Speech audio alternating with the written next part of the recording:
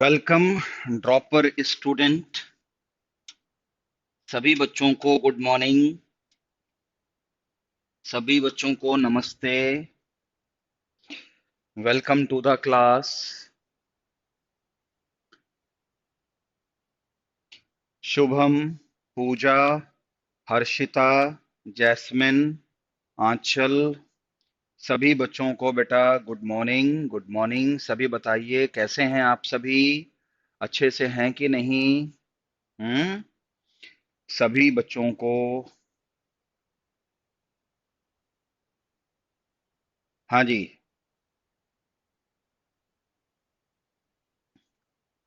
सभी बच्चे क्लास में आ जाइए। पी ब्लॉक शुरू होने वाला है।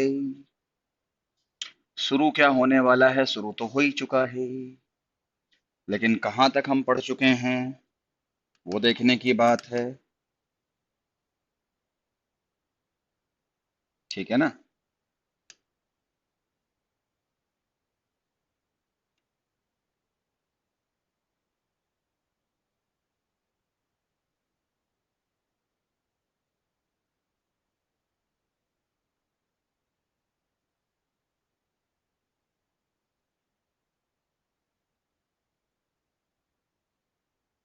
तो बच्चों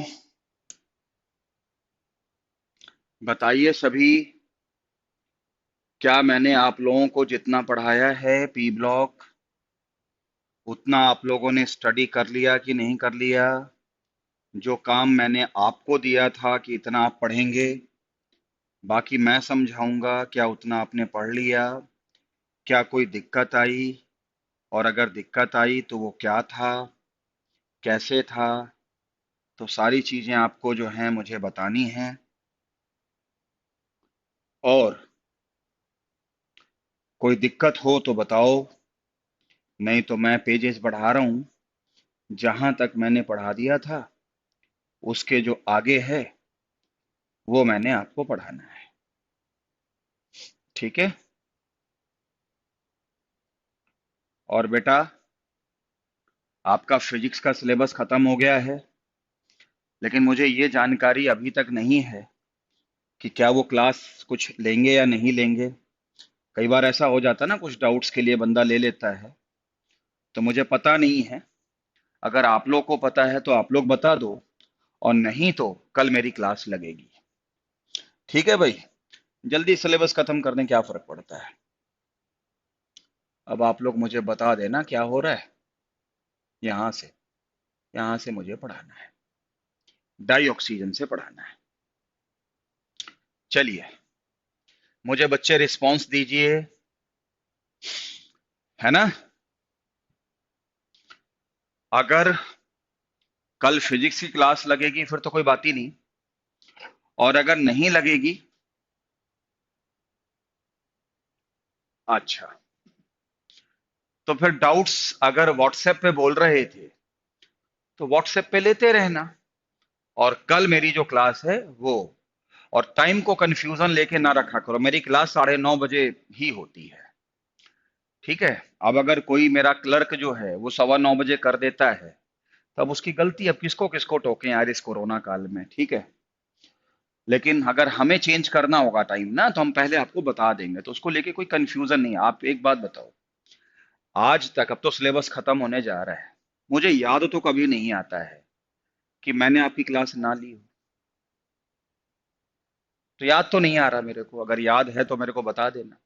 जब से बैच सेट हो गया उसके बाद से मैंने जब क्लासेस लेनी शुरू करी तो फिर आज तक चल रहा है। तो अपने जीवन के फंडे बड़े क्लियर है कि काम करो तो सिंसियर के साथ करो, और नहीं तो छोड़ दो। और यही मैं अपने बच्चों में भी देखना चाहता हूँ कि अगर पढ़ना है तो फिर पढ़ना है, डॉक्टर बनना है तो बनना है। ऐसा ना हो कि हम खेल भी लें और ये भी लें। ठीक है? एक बार डॉक्टर बन गए ना, एक बार आप डॉक्टर बन गए तो जीवन के अंतिम समय तक, देखो हर एक आदमी का एक जीवन का अंतिम समय तो होता ही है, तो फैक्ट है वो, चाहे मेरा हो चाहे वो आपका हो, जाना सबने है। लेकिन अगर आप एक बार डॉक्टर बन गए तो जीवन के अंतिम सांस तक आप अपने घर के अंदर अर्निंग मेंबर रहोगे और जिंदगी अपने शर्तों पे जियोगे। जैसे नहीं देखते हैं, माँ बाप को लोग धक्के मार के निकाल देते हैं, तो वही माँ बाप धक्के मार के निकाले जाते हैं जो किसी पे बोझ बन जाते हैं। लेकिन अगर आप एक बार डॉक्टर बन गए तो आप अंतिम सांस तक अपने परिवार को अपना खर्चा चला, मतलब अपना खर्चा कमा के दे सकते हो। ये एक बड़ी बड़ी बड़ी बात है। और जीवन अभी जैसा चल रहा है आपका, वैसा जीवन वास्तविक नहीं अभी आने वाला है। और वो जो जीवन आपके लिए होगा वो आपको अपनी शर्तों पे अगर आपको जीना है तो ये मेहनत आज करनी पड़ेगी। अब देख लो, मैंने आपको एक बात बता दी, डॉक्टर जो होता है वो अंतिम सांस तक पैसे कमा सकता है। और कोई माने या ना माने, इस जीवन में पैसा ही सब कुछ मेन है। वहीं से रिश्तेदारियां आती हैं, वहीं से दोस्त बनते हैं, वहीं से दुश्मन बनते हैं। सब पैसे का खेल है। आदर्शवादी बातें कोई कितनी भी करती रहे। ठीक है। हाँ, इसलिए 2-3 महीने की बात है। खूब जम के मेहनत करो, खूब सारे टेस्ट दो, टेस्ट की गलतियां सुधारो, वही काम आएगा। इंपॉर्टेंट बात यह है, अब आपकी मेहनत है। हम लोगों ने तो पढ़ा ही दिया लगभग जो पढ़ाना था। अब आपकी मेहनत है कि आप कितना हार्ड वर्क करोगे, वही इंपॉर्टेंट प्ले करेगा। बस ये देख लो आपको। समझे? हाँ। तो इसी वजह से जो है मैं आप लोगों से एक बात कहना चाहता हूं कि मतलब आप देखो तो कि एक बार डॉक्टर बनने के बाद आपका जीवन में कितना परिवर्तन आ जाएगा है। तो क्यों ना यार 2-3 महीने के जम के मेहनत कर ली जाए। और जम की मेहनत पता कैसे होती है? सिर्फ पढ़ाई नहीं, टेस्ट ज्यादा देना। और अगर आपके पास टेस्ट देने का कोई और भी ऑप्शन हो तो टेस्ट तो देते रहो। टेस्ट में तो कोई बात ही नहीं है। टेस्ट से आदमी निखरता है, सीधी बात है। चलिए, चले भाई, पढ़ाई शुरू करें। यहां से डाई ऑक्सीजन बोलो है।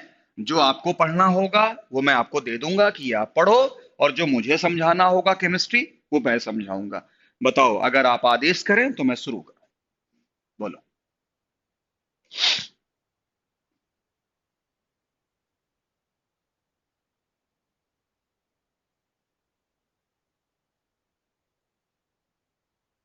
चलिए, करें शुरू। चलिए, जब शुरू करने जा रहे हैं तो आज हमारे लिए जो भी मेंबर हैं, ठीक है, तो रोहित सुमन सारे हैं। ठीक है, सारे बच्चे क्लास के अंदर सावधान हो। देखो, हमने ऑक्सीजन फैमिली की नॉर्मल सी दिखने वाली पॉइंट्स को कल लास्ट के 10 मिनट में डिस्कस कर लिया था। अच्छी बात है। आज से कंपाउंड्स और मॉलिक्यूल्स पढ़ेंगे। पहला हमारे पास जो क्वेश्चन आएगा वो डाई ऑक्सीजन का होगा, यानी O2। भाई O2 बनेगी कैसे? O2 की प्रॉपर्टी क्या है? देखो, मैं एक लाइन में आपको समझा देता हूं। ट्रिक बताओगे क्या? ट्रिक बनाओ, ट्रिक बनाओ, ट्रिक बनाओ। कि जितने भी हैवी मेटल के ऑक्साइड्स होते हैं, ठीक, या जितने भी ऑक्सीडाइजिंग एजेंट होते हैं, उनको हीट करने पर O2 बनती है। यहां तक सब रिएक्शन हो गई। ये ट्रिक यहीं लिख लो, यहीं याद हो जाएगा।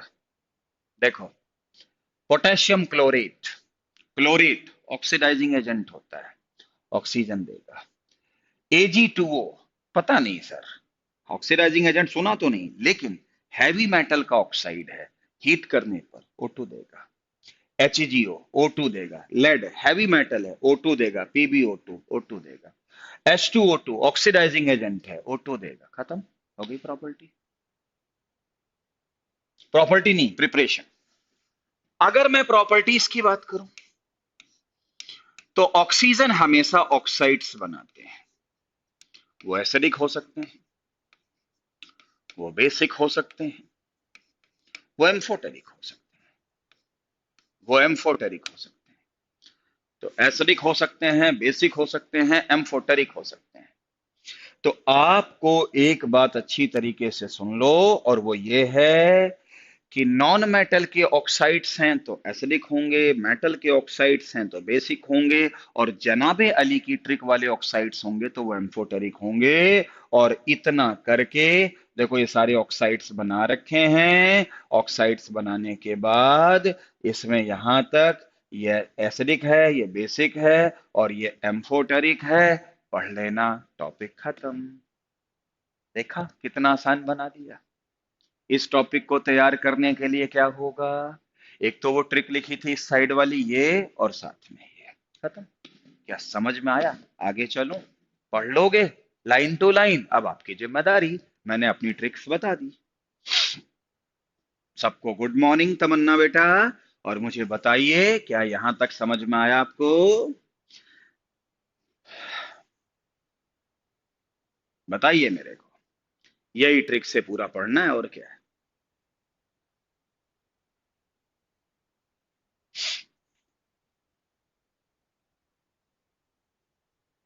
जल्दी मुझे रिस्पॉन्स दे दो, जिससे कि मैं अपनी आगे की कहानी क्लियर करूं। भाई शुभम ने दे दिया, हर्षिता ने दे दिया, बाकी बच्चे सो रहे हैं क्या यार? सुबह सुबह का वक्त है, बड़ी एनर्जी है, बड़ा ताकत है। अरे लगाओ ताकत यार, क्या बात कर रहे हो पूजा?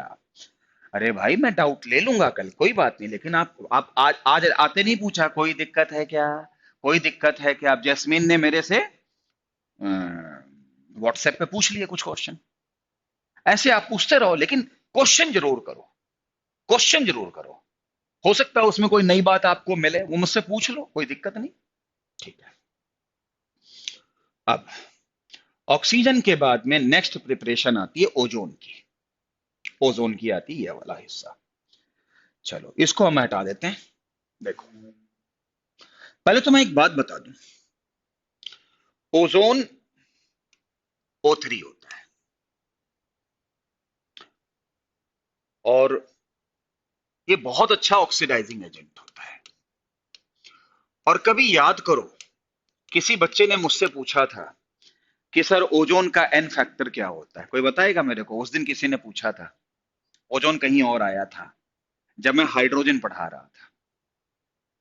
तो आज किसी को याद है? मैंने तो उस दिन बताया था ओजोन का एन फैक्टर क्या होता है। ओजोन का एन फैक्टर क्या होता है?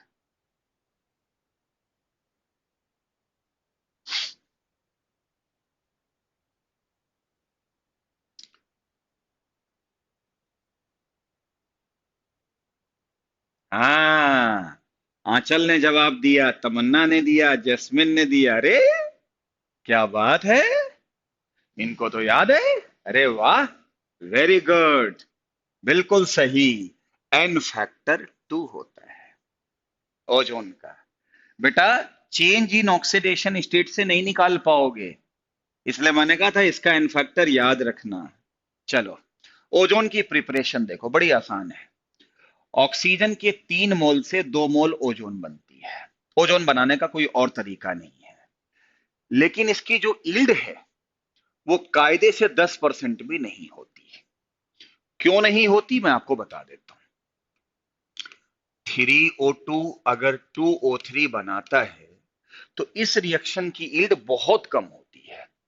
क्यों कम होती है, मैं बताता हूं। इसके पीछे दुनिया पीछे पड़ी है कि ये रिएक्शन ना हो।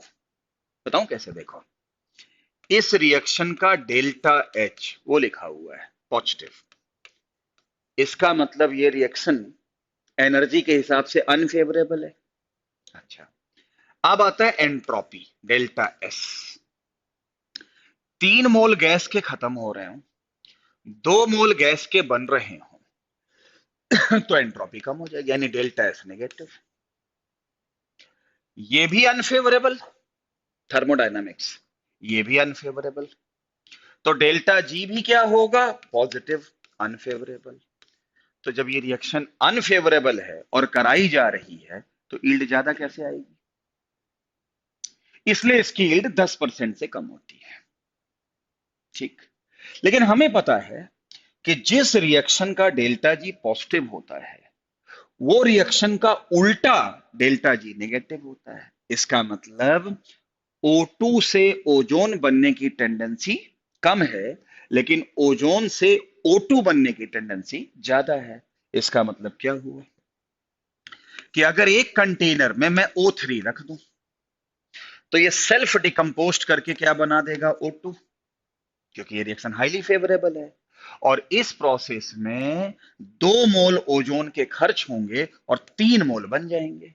तो क्या आपको नहीं लगता है कि कंटेनर के अंदर जो ओजोन गैस है, अगर वो O2 में बढ़ती रही तो उसके मोल्स बढ़ जाएंगे, प्रेशर बढ़ जाएगा और कंटेनर फट भी सकता है।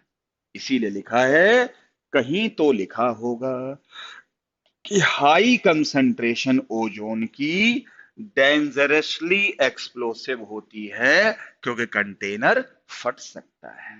मुझे उम्मीद है कि आपको यह पॉइंट समझ में आ गया होगा, और ये डेंजरसली एक्सप्लोसिव कैसे लिखा है ये मैंने आपको बता दिया। उम्मीद करता हूं कि आपको यह बात समझ में आ गई होगी। डेंजरसली एक्सप्लोसिव समझ में आया कि ओजोन के ऐसे क्वेश्चन बनते हैं पीएमटी में कि किसकी हाई कंसंट्रेशन खतरनाक है, तो वहां O3 आंसर आएगा।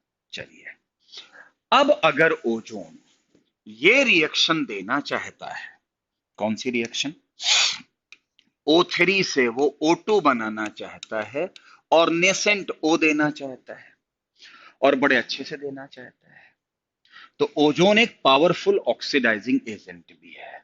और पीछे पढ़ाया था कि जो ओ देते हैं, जो ओ देते हैं, वो ओ जो है क्या बोलते हैं, वो जो ओ होता है वो ब्लीचिंग एजेंट का भी काम करता है। यानी ओजोन जो है वो ब्लीचिंग एजेंट का भी काम करता है। और हम लोग एक बात को अच्छी तरीके से जानते हैं, मैंने पीछे भी बताया था कि जो बंदा हमें नेसेंट ऑक्सीजन दे सकता है या नेसेंट एच दे सकता है, वो ब्लीचिंग एजेंट का काम कर सकता है। और जो ओ देता है वो परमानेंट होता है, और जो एच देता है वो टेम्पोररी होता है। तो मुझे उम्मीद है कि आपको समझ में आ गया होगा।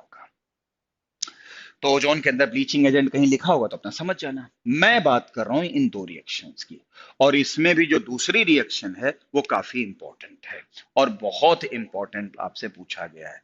मैं आपसे कह रहा हूं इन 2 रिएक्शन को विशेष तौर पे पढ़ो। कोई एक्स्ट्रा बुक पढ़ोगे तो उसमें एक्स्ट्रा रिएक्शन होगी, कोई खास बात नहीं है। देखो, आपको याद है एक दिन मैं जब H2O2 पढ़ा रहा था हाइड्रोजन में, तो मैंने एक चार्ट बनवाया था।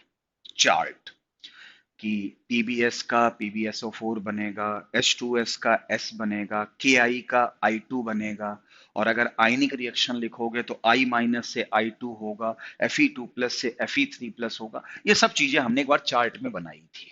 उस दिन ऑक्सीडाइजिंग एजेंट कौन था, उस दिन ऑक्सीडाइजिंग एजेंट कौन था, H2O2। आज ऑक्सीडाइजिंग एजेंट कौन है, O3। तो O3 तो हमेशा ही O2 बनाएगा। और ये ऐसे कुछ इस स्टाइल में चार्ट बनाया था, अगर आपको याद हो तो। बस खत्म। आपको दिखा देता हूं कैसे। उस दिन पीबीएस है, ये O3 है। पीबीएस का क्या बना दो, PbSO4, O3 का O2 बना दो। बैलेंसिंग की ट्रिक आपको पता है कि n फैक्टर निकाल के उल्टा मल्टीप्लाई कर दो। इस वाली रिएक्शन को इन्होंने बैलेंसिंग देखो बेसिक मीडियम में करी है। मैं करके दिखा देता हूं, मैं करके दिखा देता हूं। कहां जगह है भाई, देखो। मान लो ऐसे लिख दिया गया, I माइनस प्लस O3। अब आपको जानकारी है नहीं कैसे पूरा करें, तो देखो ध्यान से सुनो। I माइनस से क्या बनेगा, I2। O3 का क्या बनेगा, O2। बना दिया। I माइनस से I2 में I माइनस का n फैक्टर 1 और O3 का n फैक्टर 2 यहां रख दो। उसके बाद ऑक्सीजन और हाइड्रोजन यहां 3 है, यहां 2 है, तो यहां एक वाटर जोड़ दो। अब यहां 3 हो गए, इससे 2H फालतू हो गए, तो 2H यहां कर दो। कर दिया, तो एसिडिक मीडियम में बैलेंस हो गया। लेकिन अगले ने तो बेसिक में किया है, तो यहां भी 2OH ऐड कर दो और यहां भी 2OH ऐड कर दो। इनको मिला के वाटर बना दो, तो 2H2O और एक H2O सॉल्व होके क्या बचेगा, सिर्फ H2O। यहां देखो लिखा है, और यहां पर OH माइनस 2OH माइनस ये लिखा हुआ है। तो अगर आप थोड़ा सा दिमाग से पढ़ेंगे तो ऑक्सीडाइजिंग एजेंट बदल जाएगा, लेकिन ये रिएक्शन हर बार एक ही जगह रहेगी। और एक बार बस ये देख लो कि वो ऑक्सीडाइजिंग एजेंट क्या बनाता है, बात खत्म। हाँ, लेकिन मैंने अभी आपसे क्या कहा कि भाई हमारी जो दूसरी रिएक्शन है, इसको हटा ले, ये जो हमारी दूसरी रिएक्शन है ये काफी इंपॉर्टेंट है। क्यों, मैं बताता हूं। एक पॉइंट आता है जिसको हम बोलते हैं एस्टिमेशन ऑफ ऑक्सीजन, नहीं एस्टिमेशन ऑफ ऑक्सीजन नहीं, ओजोन, एस्टिमेशन ऑफ ओजोन। कैसे की जाती है, पता कैसे किया जाता है? ओजोन की रिएक्शन केआई से कराई जाती है, बेसिक मीडियम में। और उस बेसिक मीडियम में, वो लिखा है बेसिक मीडियम, बेसिक मीडियम में जिसका पीएच वो लिखा हुआ है कहीं पे 9.2, ये देखो 9.2 लिखा है, तो बेसिक मीडियम तो 9.2 ही हुआ, क्योंकि ये रिएक्शन बेसिक मीडियम में हो रही है। तो मुझे इसमें क्या मिलता है, I2 मिलता है, I2 मिलता है। और I2 की हमेशा एस्टिमेशन Na2H2O3 करता है, जिसको हम हाइपो सोल्यूशन कहते हैं। ध्यान रखना, I2 का हमेशा एस्टिमेशन कौन करता है, हाइपो सोल्यूशन। और क्या बनाता है, Na2S4O6 बनाता है, और I2 का वो NaI बना देता है। चलो ये जानकारी रखो या ना रखो, लेकिन ये समझ लो कि I2 का एस्टिमेशन हमेशा हाइपो सोल्यूशन बनाता है। अच्छा, तो ये बताओ हाइपो सोल्यूशन के कितने मोल्स खर्च होंगे, उस मोल की मदद से हम I2 के मोल्स निकाल लेंगे। और फिर जब हम I2 के मोल्स निकाल लेंगे और I2 इस रिएक्शन में बन रही है, तो I2 के मोल से हम ओजोन के मोल्स निकाल देंगे। और अगर ओजोन्स के मोल्स निकल आए कि कितने हैं, तो एस्टिमेशन हो गया। तो बहुत बार ये क्वेश्चन पीएमटी में पूछा गया है कि हम ओजोन का एस्टिमेशन कैसे करते हैं।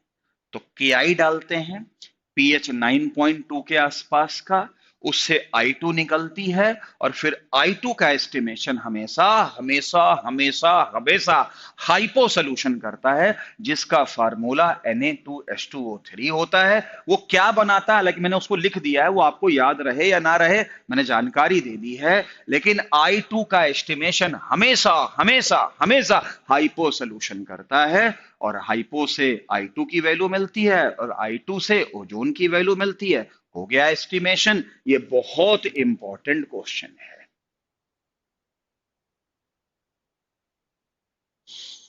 बाकी तो ओजोन का डिप्लीशन कैसे होता है ये तो आप खुद पढ़ोगे, लेकिन पहले मुझे ये बताओ, क्या ओजोन समझ में आई आपको? हालांकि मैं ओजोन के बारे में एक पॉइंट और आपको बताऊंगा, एक पॉइंट और बताऊंगा। वो क्वेश्चन मुझे कभी दिखाई दिया है, लेकिन पहले ये बताओ यहां तक ओजोन समझ में आया आप सभी को?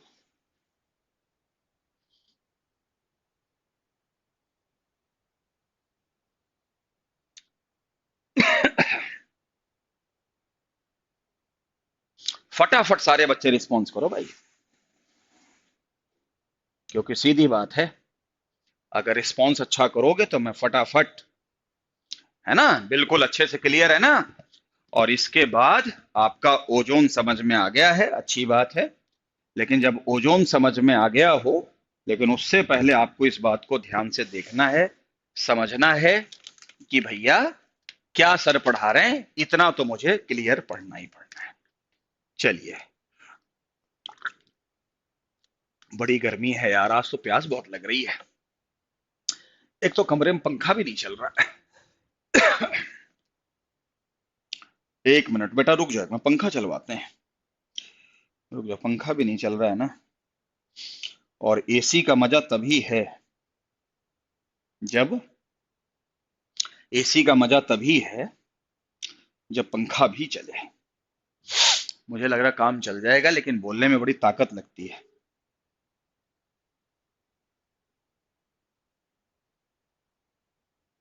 मनु एक पंखा नहीं चल रहा, एक बार देखियो एक बार। हाँ। तो आप सभी ने एक चीज देखी भाई, हो गया। अब मैं ओजोन के बारे में जो स्पेशल पॉइंट आपको मैंने बताना, वो देखो।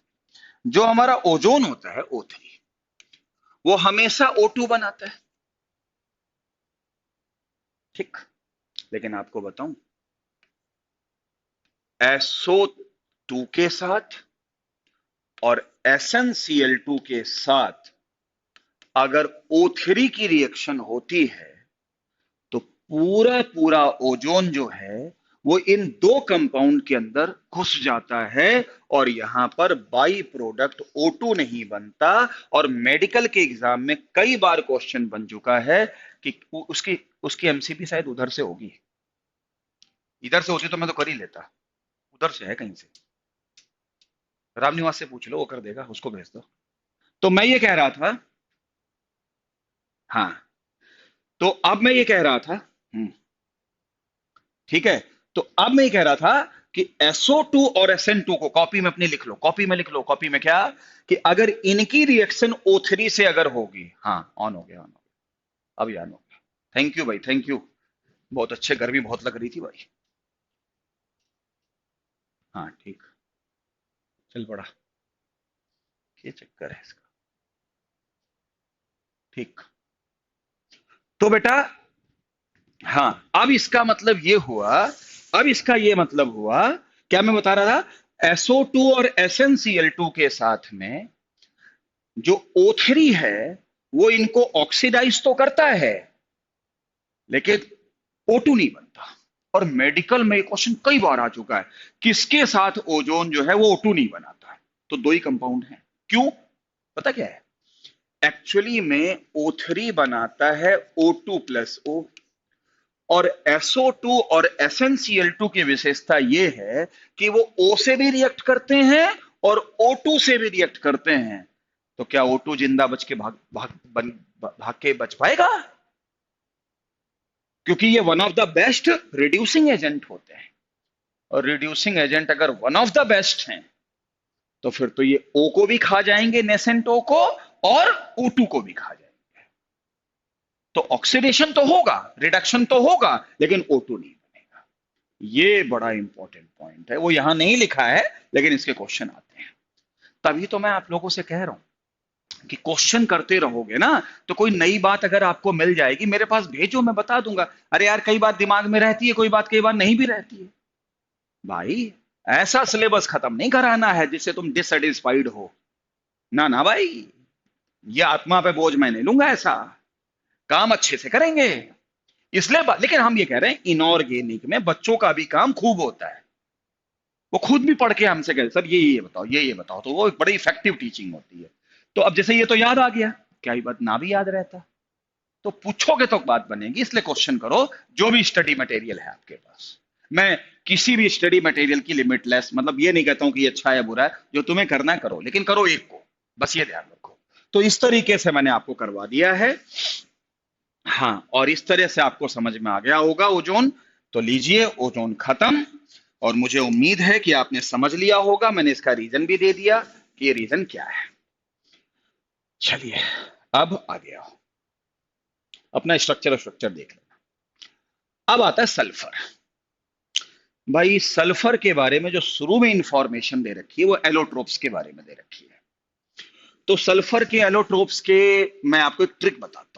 वो ट्रिक ये है, एक होता है रैंप, ये ट्रिक याद रखो सल्फर के लिए। आर का मतलब रोम्बिक सल्फर, ए का मतलब एमॉर्फस सल्फर, एम का मतलब मोनोक्लिनिक सल्फर, और पी का मतलब प्लास्टिक सल्फर। ये सारे के सारे सल्फर के एलोट्रोप्स होते हैं। तो याद रखने का तरीका रैंप। लेकिन हमारे लिए ज्यादा इंपॉर्टेंट या तो रोम्बिक है या मोनोक्लिनिक है। अगर आपने थोड़ा सा सॉलिड स्टेट को याद करो तो रोम्बिक और मोनोक्लिनिक के नाम सॉलिड स्टेट में आते हैं, और रोम्बिक में सिमेट्री होती है और मोनोक्लिनिक में अनसिमेट्रिक होती है। तो अगर मैं रोम्बिक से मोनोक्लिनिक बनाना चाहता हूं, इसका मतलब मैं स्टेबिलिटी से अनस्टेबिलिटी की तरफ जाना चाहता हूं, स्टेबिलिटी से अनस्टेबिलिटी की तरफ जाना चाहता हूं, तो इसका मतलब हीट देनी पड़ेगी। प्रोसेस एंडोथर्मिक है, और वो टेम्परेचर याद रखना, मेडिकल में पूछा जाता है 369, कहीं लिखा होगा 369, देखो, ये देखो लिखा है। और इस टेम्परेचर को हम कहते हैं ट्रांजिशन टेम्परेचर, टीएस लिख देता हूं, transition temperature, TT, transition temperature. तो पूछा भी जाता है कि रोम्बिक सल्फर और मोनोक्लिनिक सल्फर का ट्रांजिशन टेम्परेचर कितना है, 369। इसको हम अल्फा सल्फर भी कहते हैं, इसको हम बीटा भी कहते हैं। और ये सल्फर की जितनी भी वैरायटीज होती है, ठीक, वो S8 के फॉर्म में रहती हैं, S6 के फॉर्म में रहती हैं, S2 के फॉर्म में रहती हैं। ये तो क्राउन शेप में रहता है, ये आपका चेयर फॉर्म में रहता है, इसके बारे में भी बात करते हैं। और ये बड़ा ही अनस्टेबल होता है और हाई टेम्परेचर पे एग्जिस्ट करता है। और इसका एमओटी डायग्राम बड़ा इंपॉर्टेंट है, ये पैरामैग्नेटिक है, ये पैरामैग्नेटिक है। क्वेश्चन बहुत आता है कि सल्फर का कौन सा फॉर्म पैरामैग्नेटिक है, तो S2 है। क्यों? क्योंकि इसका मॉलिक्यूलर ऑर्बिटल डायग्राम, जो कि हम केमिकल बॉन्डिंग में पढ़ते हैं, एमओटी, बिल्कुल सिमिलर होता है O2 के। और O2 के एंटी बॉन्डिंग में 2 अनपेयर्ड इलेक्ट्रॉन होते हैं, तो इसके अंदर भी 2 अनपेयर्ड इलेक्ट्रॉन होते हैं। तो पूछा जाता है कि सल्फर का कौन सा फॉर्म पैरामैग्नेटिक होता है, S2, लेकिन वो अनस्टेबल होता है, हाई टेम्परेचर पे एग्जिस्ट करता है। और S8 और S6 जो है, वो आप मान के चलिए कि ये देखो, ये चेयर फॉर्म है, ये आपका क्राउन फॉर्म है। एंगल याद रखना है 102, इसमें 107, और बाकी सब लिखा है। और देखो S2, देखो 1000 केल्विन पर एग्जिस्ट करता है, और ये पैरामैग्नेटिक है लाइक O2। पढ़ लेना भाई। हालांकि सल्फर के और भी वैरायटी मिलती है, लिखा नहीं, देखो 6 से 20, 6 से 20। अगर 6 से 20 लिखा है, तो 6 से 20 लिखने का मतलब ये हुआ कि 6 से 20 मतलब S6, S8। लेकिन हमारे लिए इंपॉर्टेंट तीन ही चीजें हैं, S2, S6, S8। इनके बारे में अच्छे से पढ़ लो, बस बात खत्म। और वो आपका काम है। बताओ भाई, मैंने मेन मेन बातें तो बता ही दी, ठीक है। और ये सारी के सारे आपका क्राउन शेप, ये आप 10 से भी जानते हो। क्या यहां तक समझ में आया बच्चों को? बोलो। पढ़ तो लोगे ही, अच्छी बात है, लेकिन मैंने कुछ तो बताया, बातें बता दी, एक ट्रिक तो बता दी, रैंप, सल्फर के एलोट्रोप्स को याद रखने का तरीका, रैंप।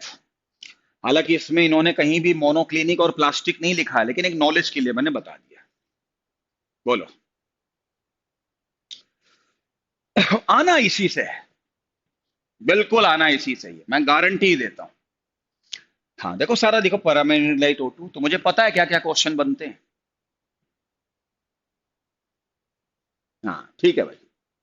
तो बच्चों ने पॉजिटिव फीडबैक दे दिया, और उसके बाद अब आ जाओ नेक्स्ट कंपाउंड सल्फर का। तो सल्फर के जो नेक्स्ट कंपाउंड हैं वो ये है, मतलब ये रिएक्शन है। अब देखो मैं इस रिएक्शन को कैसे पढ़ाता हूं और आप कैसे याद रखोगे। देखो, सबसे पहली बात तो मैं आपको एक बात बता दूं, ये जो शुरू की दो रिएक्शन है, ये तो सिंपल सी है, ये तो आप पढ़ लो। मैं यहां से पढ़ाता हूं। ये क्या है? FeS2। क्या किया? कंबशन। कंबशन O2 होता है, तो Fe से क्या बनेगा? Fe2O3। सल्फर का कंबशन हुआ तो SO2। कोई खास बात नहीं। तो प्रिपरेशन कोई खास बात नहीं है, लेकिन अगर मैं प्रॉपर्टीज की बात करूं, तो बेटा मैं प्रॉपर्टीज की बात ये कह दूं कि सल्फर डाइऑक्साइड की प्रॉपर्टी बिल्कुल मिलती जुलती कार्बन डाइऑक्साइड से है। क्या बोला मैंने? सल्फर डाइऑक्साइड की प्रॉपर्टी कार्बन डाइऑक्साइड से बिल्कुल मिलती जुलती है। सर क्या मतलब है? आप बताओ। कार्बन डाइऑक्साइड क्या आपको याद है? लाइम वाटर को भेजो, मतलब लाइम वाटर के अंदर कार्बन डाइऑक्साइड भेजो, तो क्या आपको नहीं लगता कि लाइम वाटर मिल्की हो जाता था? और उसमें CO2 और पास कर दो तो वो मिल्कीनेस डिसअपियर हो जाता है। बिल्कुल यही प्रॉपर्टी SO2 देता है। यानी SO2 को भी अगर आप लाइम वाटर में भेजोगे तो वो मिल्की हो जाएगा, और भेजोगे तो मिल्कीनेस डिसअपियर हो जाएगा। इसीलिए CO2 की और SO2 की टेस्टिंग एक ही जैसी है। तो फिर बच्चे कहेंगे जी पता कैसे लगेगा कि CO2 है या SO2 है? क्योंकि आज तक तो यही नॉलेज थी कि लाइम वाटर को मिल्की करने की प्रॉपर्टी तो सिर्फ CO2 के अंदर है, नहीं SO2 के अंदर। तो ये पता कैसे लगेगा?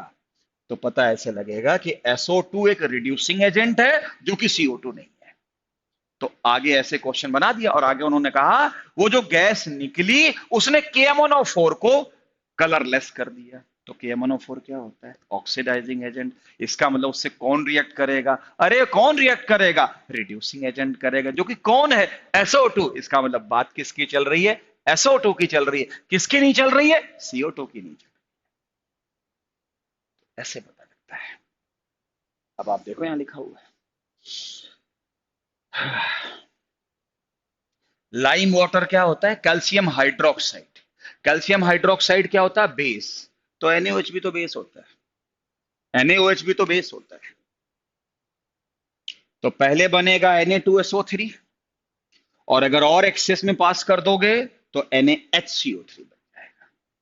बिल्कुल यही प्रॉपर्टी तो CO2 की होती थी, और यहां लिखा भी है, the behaviour of sulphur dioxide is very similar to that of carbon dioxide.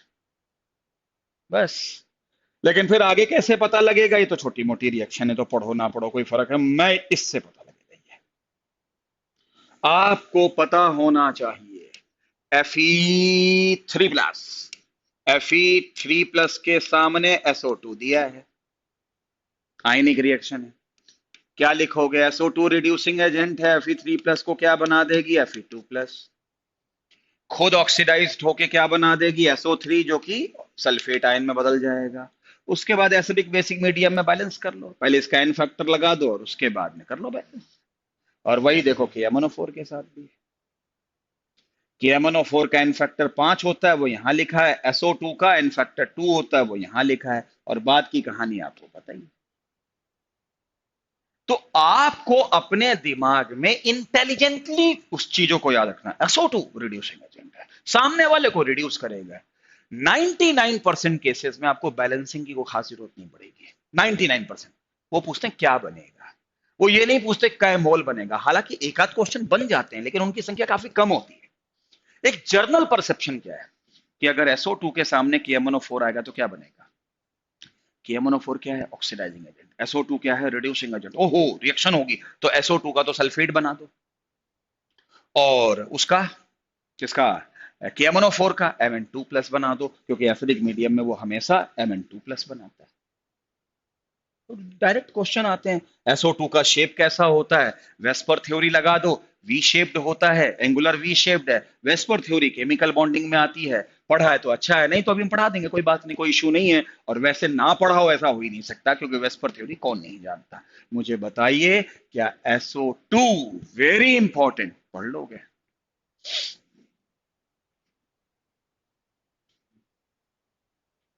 Inorganic तो कोई दिक्कत ही नहीं है ना, बहुत सिंपल है, बहुत सिंपल है।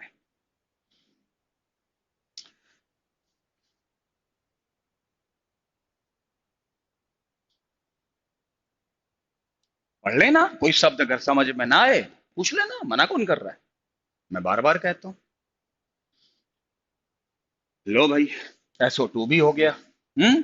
थोड़ा यूज पढ़ लेना बेटा, हालांकि यूज तो साथ ही साथ हो भी रहा है। अब आओ ये सल्फर के ऑक्सी एसिड देखो। सल्फर के ये ऑक्सी एसिड लिखे हुए हैं। कुछ ऑक्सी एसिड हम जानते ही हैं, जैसे आपको पता ही होगा कि एक होता है H2SO3, एक होता है H2SO4, एक होता है H2H2O6, एक होता है H2H2O7, एक होता है H2H2O8, एक होता है H2SO5। H2SO5 और H2H2O5 ये तो हम लोग पहले भी डिस्कस कर चुके हैं। एक को कैरो एसिड बोलते हैं, एक को मार्शल एसिड बोलते हैं। इनमें क्या क्वेश्चन बनता है पता है? किस में SS बॉन्ड है, किस में नहीं है, किस में कितने OH हैं, वगैरह वगैरह। सबकी ट्रिक आपको पता ही है कैसे। जैसे मान लो किसी ने कहा कि H2SO3 का बताओ, तो इसके स्ट्रक्चर में S डबल बॉन्ड O और एक OH तो कम से कम होगा। आगे देख लो क्या बच रहा है, एक O बच रहा है, एक H बच रहा है, तो साथ मिला के OH बना तो हो गया स्ट्रक्चर। किसी ने मुझसे पूछा H2H2O7 के अंदर जो है, मुझे बताइए किसमें SS बॉन्ड होगा, किसमें नहीं है। तो इसमें सल्फर की ऑक्सीडेशन स्टेट कितनी आएगी? 6। और इसमें कितनी आएगी? 5। तो मेरी ट्रिक क्या है कि लिमिट के बराबर हो तो SS बॉन्ड नहीं होगा, और लिमिट से कम होगा तो फिर SS बॉन्ड होगा, यानी H2H2O6 में होगा। तो H2H2O6 यहां बना तो नहीं है, लेकिन अगर बनता तो हम उसको आराम से कर लेते। हाँ, एक चीज मैं बता दूं आपको, ये जो H2, एक फार्मूला होता है SnO6, इसमें सल्फर N होता है और N की वैल्यू 2 से लेकर 6 तक होती है, और इसको हम बोलते हैं थायोनिक एसिड। थायोनिक एसिड, हालांकि ज्यादातर इंपॉर्टेंट 2 ही है, और जब 2 है तो H2H2O6, इसको बोलते हैं डाई थायोनिक एसिड। डाई क्यों? क्योंकि सल्फर 2 है। तो जरा इसका स्ट्रक्चर बनाओ, S2, डबल बॉन्ड 2, एक एक, फिर एक OH, एक OH। ये पहले से कंफर्म है कि SS के बीच में बॉन्ड है, लाइन खींच लो। अब देखो क्या क्या बच रहा है, 2 ऑक्सीजन बच रहे हैं बस। तो एक डबल बॉन्ड O इसको दे दो, एक डबल बॉन्ड इसको दे दो, हो गया स्ट्रक्चर। अगर यहां सल्फर 3 होता तो बीच में सल्फर और आ जाता, अगर यहां सल्फर 4 होता तो बीच में सल्फर और आ जाता। तो पता क्या क्वेश्चन पूछा जाता है कि ये बताओ H2SnO6 में SS बॉन्ड कितने होते हैं? H2SnO6 में SS बॉन्ड कितने होते हैं? तो एक बात बताओ, जब 2 सल्फर थे तो कितने बॉन्ड थे? एक। जब 3 सल्फर होते तो कितने बॉन्ड होते? 2।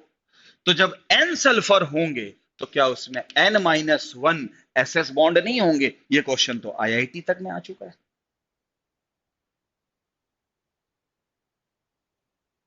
सिंपल। बताओ बेटा, समझ में आया आप लोग को? ये N-1 समझ में आया?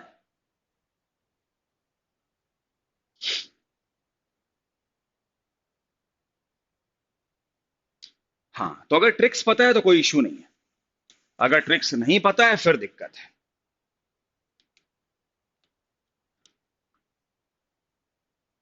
बोलो। तो स्ट्रक्चर भी बना लोगे और बड़े आराम से इन चीजों को कर भी लोगे, कोई इश्यू भी नहीं है। आ गया समझ में? बहुत अच्छी बात है। चलिए, सबका फीडबैक मुझे मिल गया। अब आगे कहानी सुनाएं। और अब अगला हेडिंग है सल्फ्यूरिक एसिड। एनसीईआरटी बेटा खोल के बैठियो, ठीक है? आपको लगेगा कि अब यार कॉन्फिडेंस आ गया, अब लग रहा है कि पढ़ लेंगे। पहले तो यार इतना बड़ा देख के हिम्मत ही नहीं होती थी, इतनी रिएक्शन कौन पढ़ेगा। लेकिन जिस तरीके से हम लोग पढ़ रहे हैं, या आप लोग पढ़ा रहे हो, और जिस तरह से आप लोग जवाब दे रहे हो, ऐसा लग रहा है कि आपको अब कॉन्फिडेंस पी ब्लॉक में आने लगा है, ऐसा मुझे लगता है। क्योंकि अभी मैंने ओजोन का एन फैक्टर पूछा तो बहुत जल्दी बच्चों ने जवाब दिया, इसका मतलब आप लोग पढ़ रहे हो। बहुत अच्छी बात है, बहुत अच्छी बात है। मैंने आज लेक्चर शुरू करने से पहले कहा नहीं था कि एक बार डॉक्टर बन गए तो अंतिम सांस तक आप पैसा कमाने वाले सदस्य रहोगे, और इस जीवन में जो सदस्य पैसा कमाता है उसकी पूछ कभी भी खत्म नहीं होती, और वो जीवन अपनी शर्तों पे जीता है। अब आपको देखना है कि आप जीवन को किसी के डिपेंडेंस बन के जीना चाहते हो या किसी के शर्तों पर, वो आपको देखना पड़ेगा।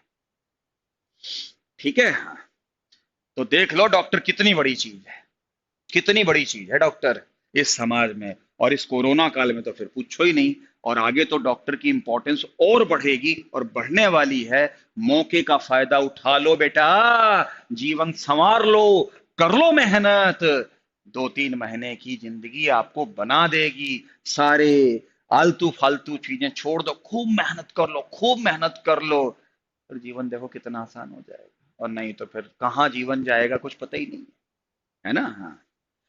हाँ, तो चलिए, अब मैं सल्फ्यूरिक एसिड को पढ़ाता हूं। भाई, सल्फ्यूरिक एसिड को जो पढ़ाने का जो तरीका होता है, उसका जो मेथड होता है, उस प्रोसेस को हम कॉन्टैक्ट प्रोसेस कहते हैं। और वो कॉन्टैक्ट प्रोसेस कैसा होता है मैं आपको बताता हूं। पहले सल्फर ले लिया, कंबशन कर लिया, SO2 बना ली, SO2 बना ली, फिर O2 में लाया, फिर O2 में लाया, और मिट्टी करने के बाद में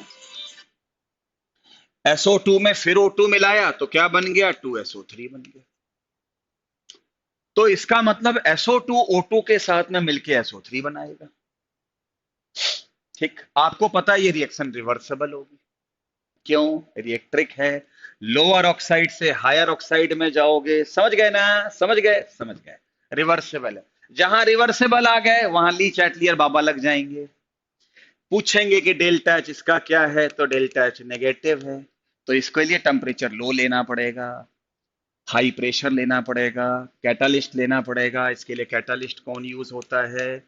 वेनेडियम पेंटा ऑक्साइड। ये कैटालिस्ट भी मेडिकल के एग्जाम में आता है।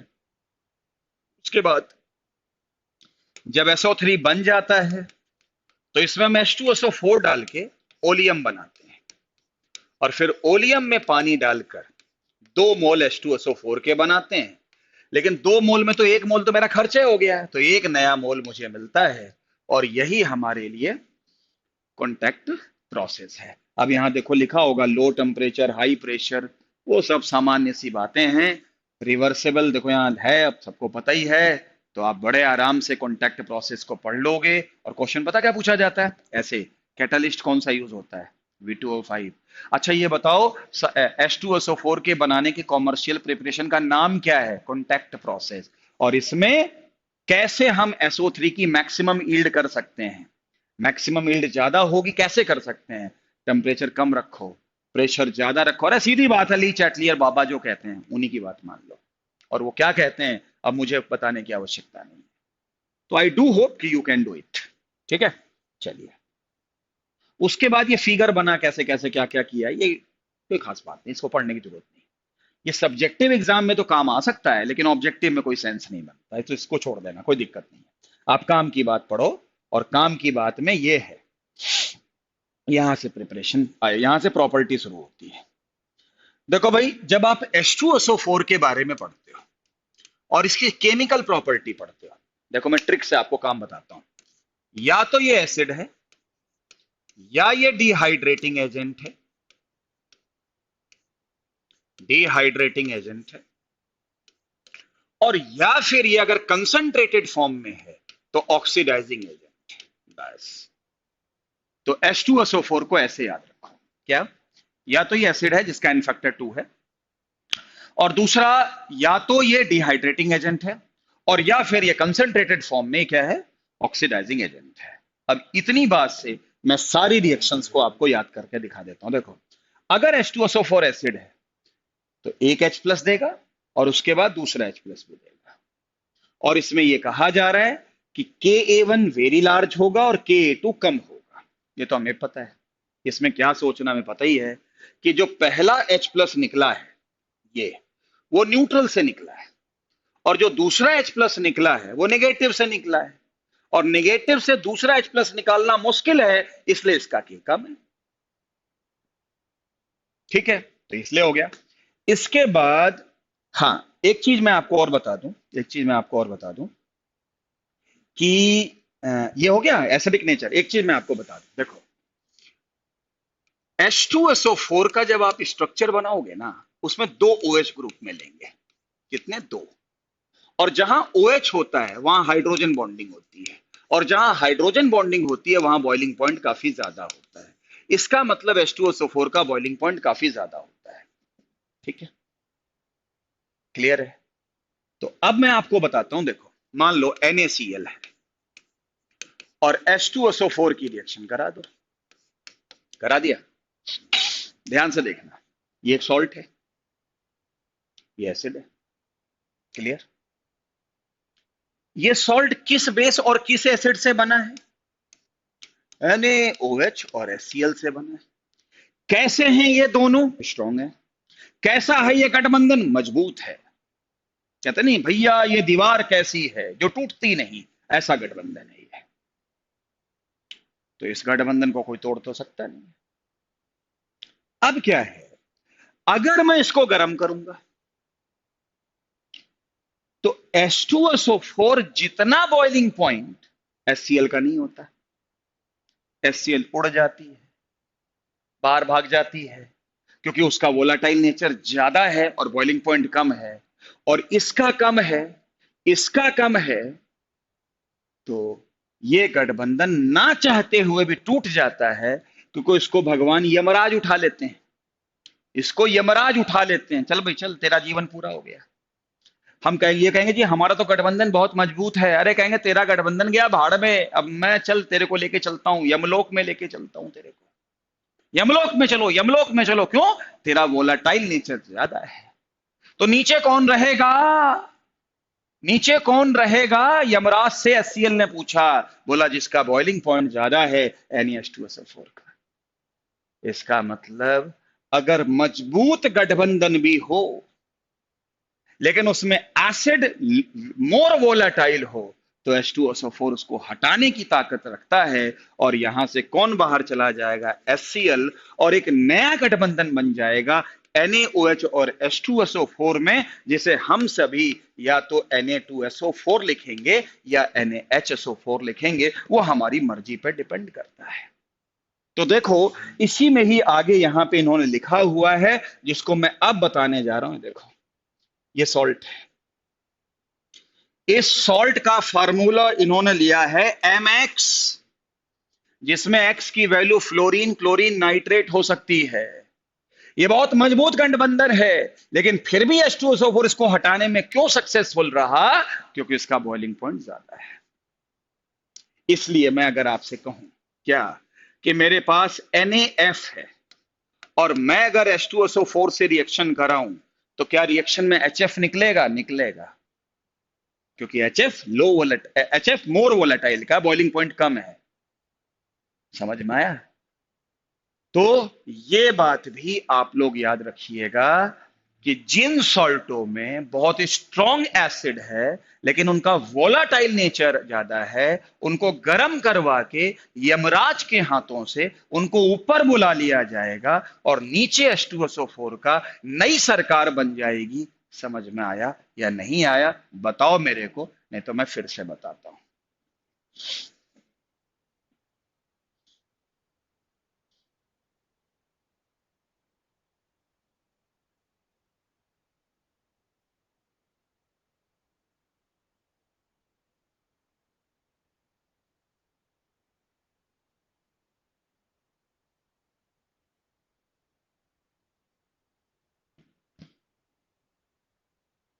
मोर वोलाटाइल एसिड को H2SO4 रिप्लेस करने की ताकत रखता है।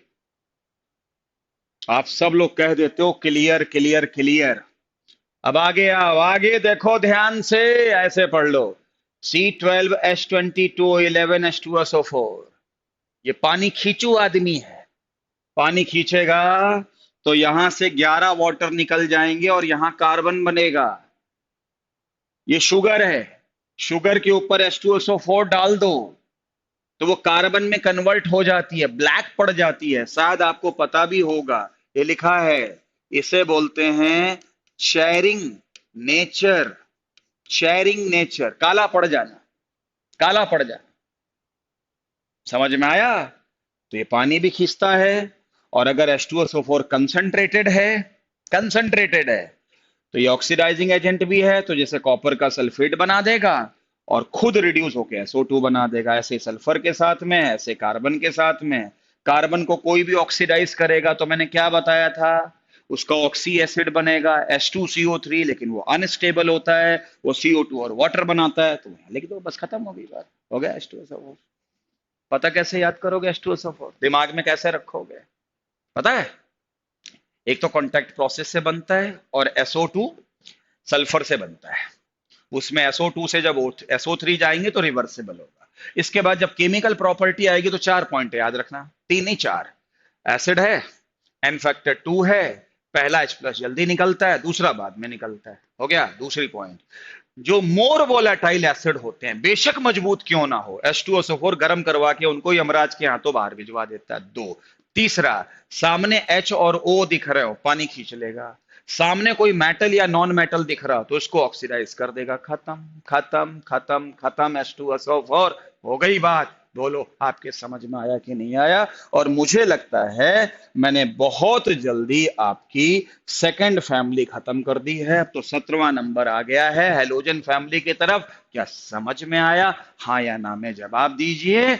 ऐसा लग रहा है कि कल पी ब्लॉक खत्म हो जाएगा। बहुत अच्छी बात है, बहुत बड़ी यूनिट खत्म होगी जिसपे बच्चों का कॉन्फिडेंस थोड़ा कम रहता है, लेकिन मैंने कोशिश करी है कि आपका कॉन्फिडेंस बने बढ़े, और वही मैं कोशिश करूंगा। बताओ बेटा, समझ में आया? हाँ। हाँ,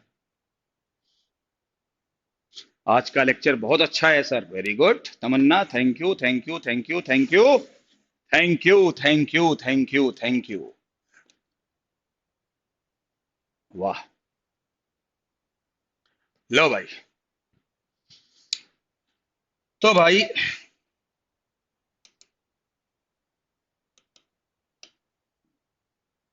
अब यहां तक समझाने के बाद अब जो है ग्रुप 17 की बात करते हैं, और उम्मीद है कि कल चैप्टर खत्म हो जाएगा। ठीक है, देखो। हाँ, कल का भी बहुत अच्छा लेक्चर था। हाँ, बहुत अच्छी बात है। तो इससे आपको, अब मुझे लग रहा है कि अब आप पी ब्लॉक पढ़ोगे, अब आप एस ब्लॉक पढ़ोगे, अब आप ब्लॉक पढ़ोगे, तो बस उससे जब क्वेश्चन आएंगे तो क्वेश्चन कर ले जाओगे। अब पढ़ना कितना है ये मैंने आपको गाइडेंस दे दी है, एनसीईआरटी।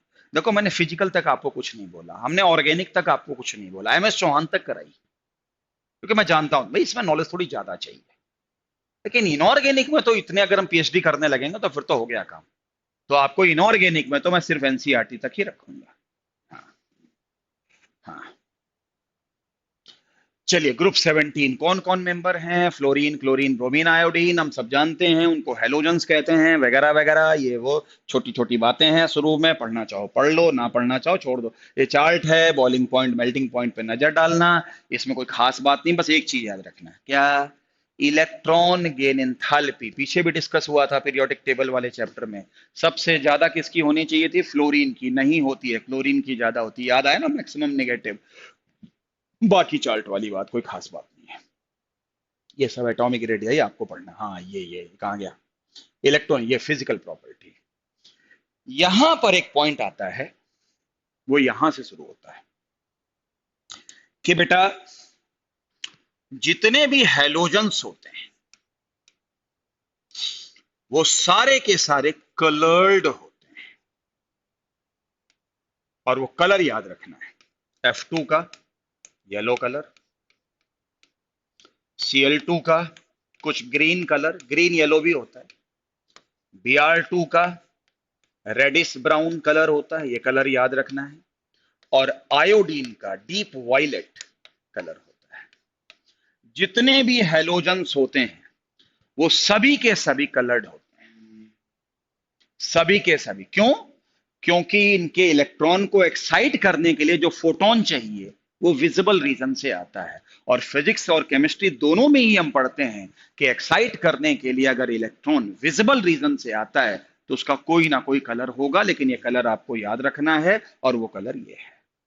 अगली बात, पानी में सॉलिबिलिटी, जैसे F2 लिखा हो, Cl2 लिखा हो, Br2 लिखा हो, I2 लिखा हो, अगर मैं इनको पानी में डिसॉल्व करूं तो F2 डिसॉल्व हो जाता है, Cl2 डिसॉल्व हो जाता है, Br2 डिसॉल्व हो जाता है, लेकिन I2 नहीं होता। I2 पानी में डिसॉल्व नहीं होता। और हमारे मेडिकल के एग्जाम में आता है कि इसको हम कैसे डिसॉल्व कर सकते हैं I2 को। तो जवाब है कि I2 के साथ साथ Ki मिला दो, पोटेशियम आयोडाइड। सर इससे क्या होगा? इससे ये होगा कि Ki I2 से मिलके क्या बना लेगा? Ki3। और Ki3 में K प्लस है और I3 माइनस है, और ये आयनिक कंपाउंड है। और आयनिक कंपाउंड तो चाहे कोई भी हो पानी में सॉल्युबल होता है।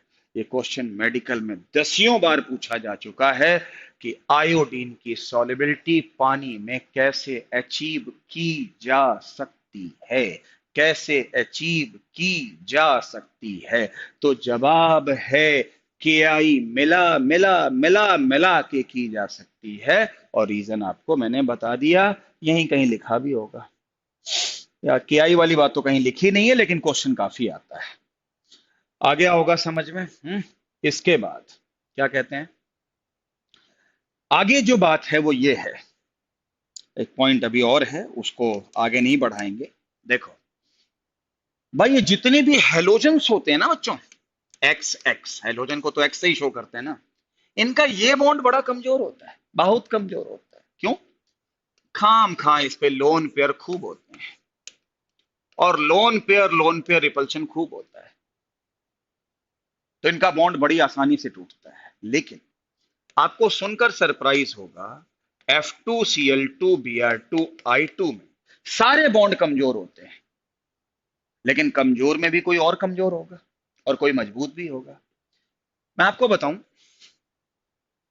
और हमें पता है कि साइज जैसे बढ़ती जाएगी, साइज जैसे बढ़ती जाएगी, लेंथ और बढ़ती जाएगी, तो बॉन्ड और कमजोर होगा।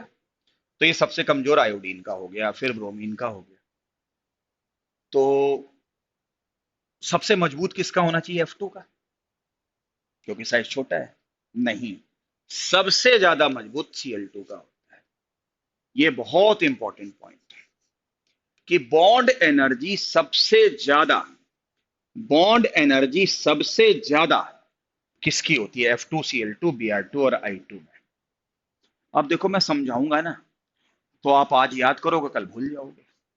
ठीक है, मैं आपको एक ट्रिक बताता हूं, और ये ट्रिक नोट कर लेना या याद रखना। क्या?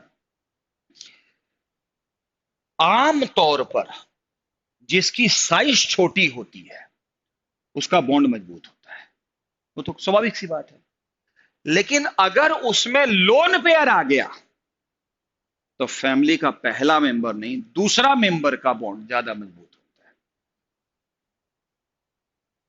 याद रहेगा। मैं आपको एग्जांपल देता हूं, कार्बन कार्बन बॉन्ड, उससे नीचे कौन है? Silicon silicon bond. मजबूत कौन है? छोटा कौन है? Carbon carbon. कोई लोन पेयर तो नहीं है? नहीं है, कार्बन पे लोन पेयर नहीं होता।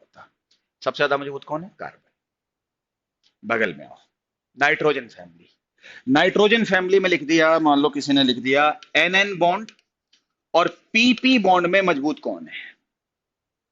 छोटा कौन है? NN, लेकिन लोन पेयर है। ओहो, ट्रिक फेल, ये ज्यादा मजबूत होगा। अगली फैमिली कौन है? Oxygen. Oxygen oxygen sulphur, sulphur में मजबूत बॉन्ड कौन है? लोन पेयर है, सल्फर। FF और Cl में मजबूत बॉन्ड कौन है? छोटा कौन है? फ्लोरीन, लेकिन लोन पेयर है, फिर Cl होगा। खत्म, याद हो गया। ये ट्रिक नोट कर लो। हर चीज के रीजन की बजाय ट्रिक्स भी याद रहती हैं। क्या? हेलोजेंस में सबसे ज्यादा बॉन्ड एनर्जी जो है वो Cl2 की होती है। उसका रीजन और ट्रिक जो मैंने बताया, ये जो ट्रिक बताई, क्या समझ में आई बच्चों को? बोलो बेटा। उसका रीजन कईयों हो सकते हैं। तो एक बार आंसर पता होने के बाद तो रीजन कुछ भी लिख दो, आंसर याद होना चाहिए। बोलो।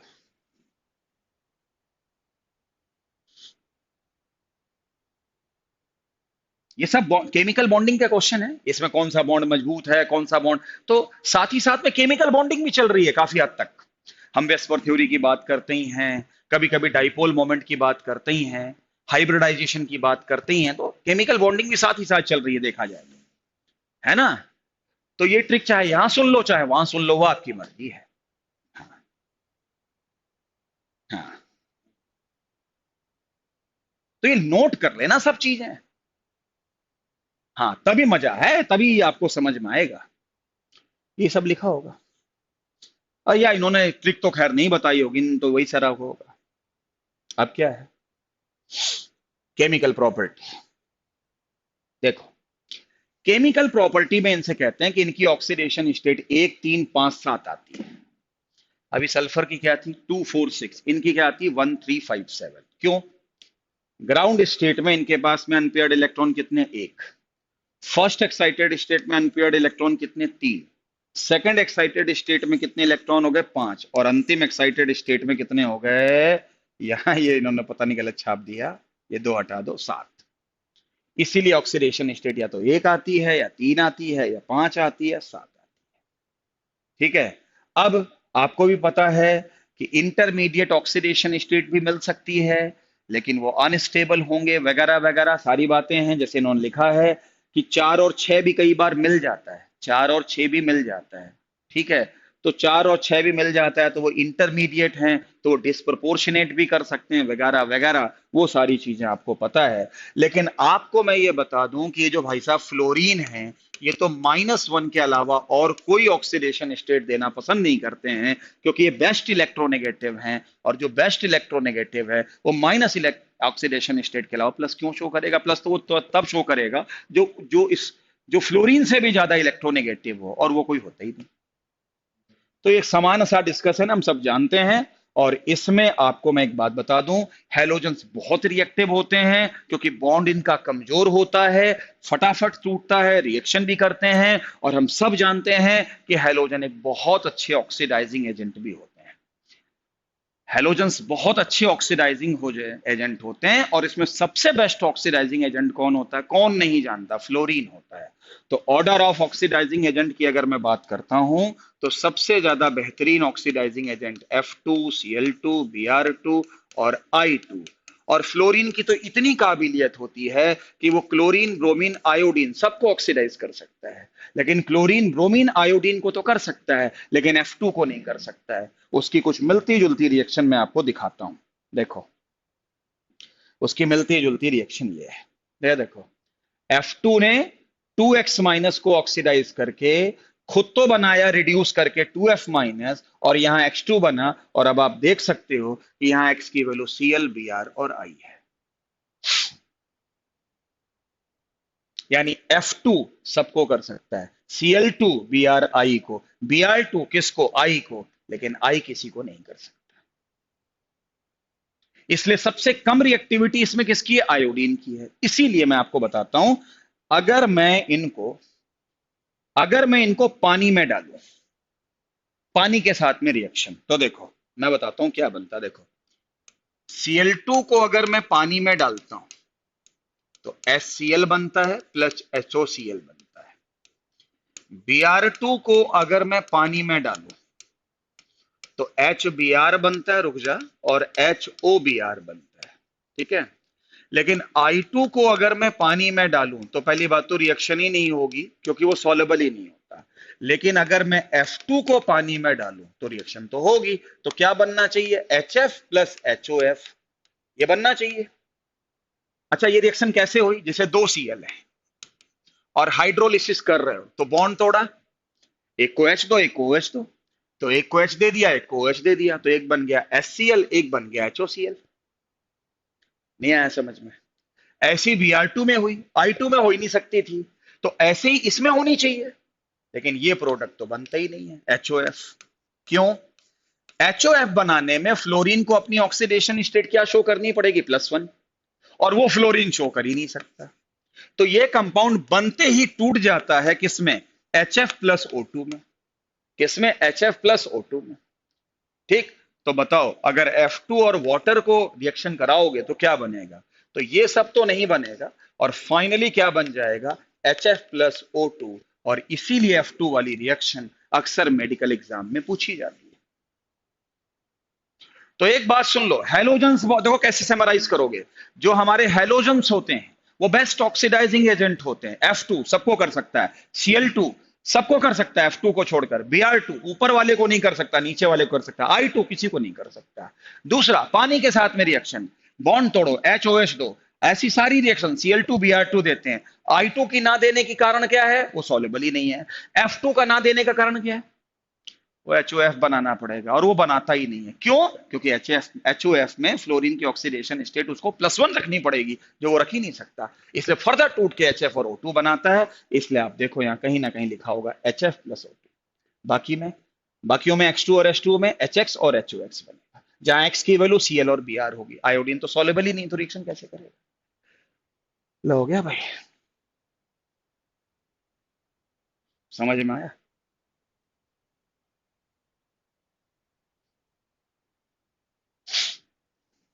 जल्दी बोलो।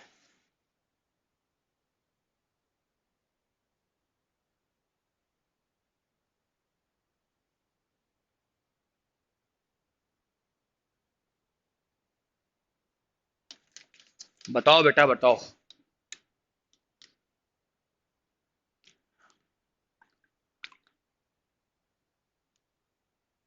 आ, देखा।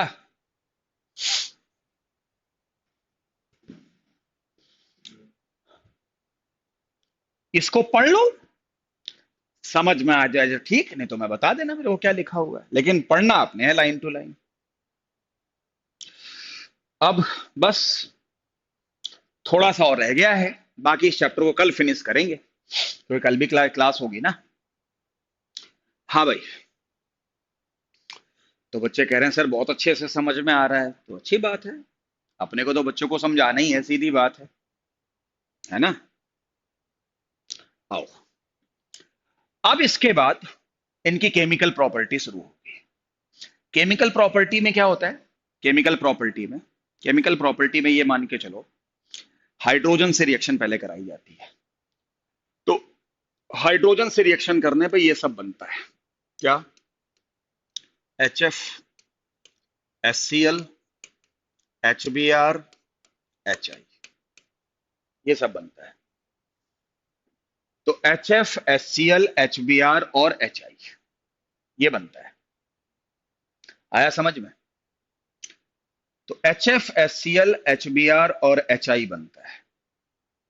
इतनी बात समझाने के बाद मैं आपको बता दूं इनके सवाल क्या बनते हैं। इसमें कोई बॉन्ड एंगल तो आएगा नहीं, क्योंकि बॉन्ड एंगल के लिए तो दो बॉन्ड चाहिए, वो है ही नहीं। इसमें पता क्या आएगा? थर्मल स्टेबिलिटी सबसे खराब इसकी है, सबसे बेहतरीन इसकी है। तो बेस्ट रिड्यूसिंग एजेंट कौन होगा? HI। Top to bottom size बढ़ता है, वंडरवॉल बढ़ता है, बॉइलिंग पॉइंट बढ़ेगा, मेल्टिंग पॉइंट बढ़ेगा। सबसे कम किसका होगा? ना, इसका नहीं होगा, क्योंकि इसमें हाइड्रोजन बॉन्डिंग आ जाएगी। यही चार्ट में लिखा हुआ है, देखो। और हम सब जानते हैं कि ये सभी एसिड हैं, और पी ब्लॉक में टॉप से बॉटम जाने पर एसिडिटी बढ़ती है।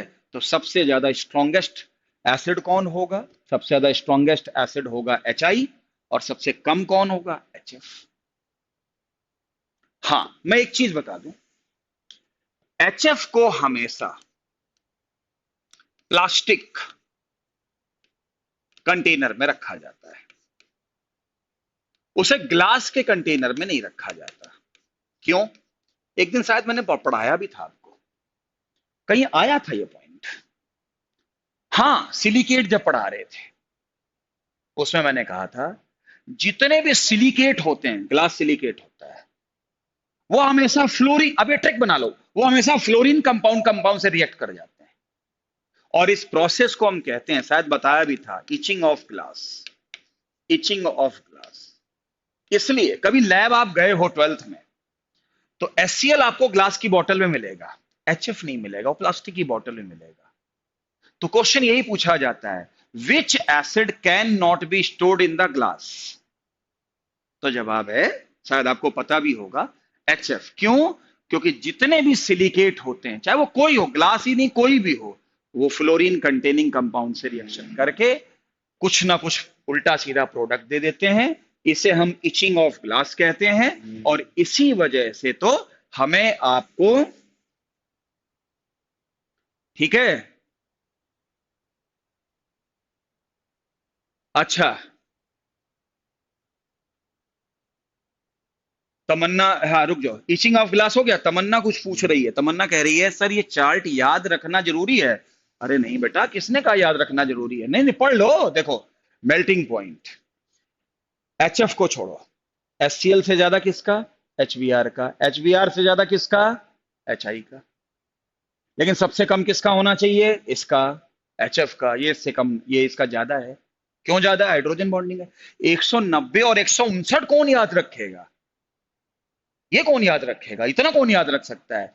ज्यादा और कम याद रखना है, ये तो इन्होंने डेटा दे रखा है। ठीक है। हाँ, ये कौन याद रख पाएगा? कोई याद रख पाएगा? इस तो सवाल ही नहीं पैदा होता। ज्यादा और कम याद रखोगे बस। तो इस तरीके से आप कह सकते हो। चलो, हो गया। हाँ भाई, ये HF वाली कहानी समझ में आ गई, इचिंग ऑफ ग्लास समझ में आ गया। और हाँ, एक चीज मैं आपको और बता देता हूं, इसको मैं केमिकल बॉन्डिंग में बताऊं या अभी बता दूं। देखो, आपको पता है एक कंपाउंड होता है KHF2, KHF2, उसमें ये मिक्सचर होता है KF और HF का, KF और HF का। इसमें F माइनस और HF के बीच में एक हाइड्रोजन बॉन्डिंग बनती है। ठीक है, हाइड्रोजन बॉन्डिंग बनती है तो सामान्य सी बात है।